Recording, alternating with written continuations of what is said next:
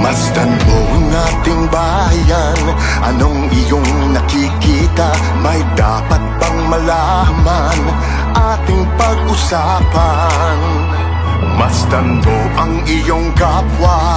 Anong iyong nakikita?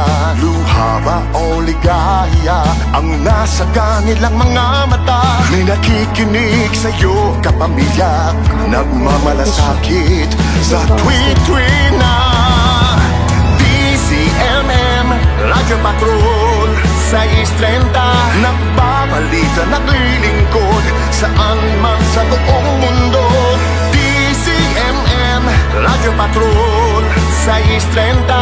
Tapat at totoo, naglilingkod sa'yo, oh Pilipino.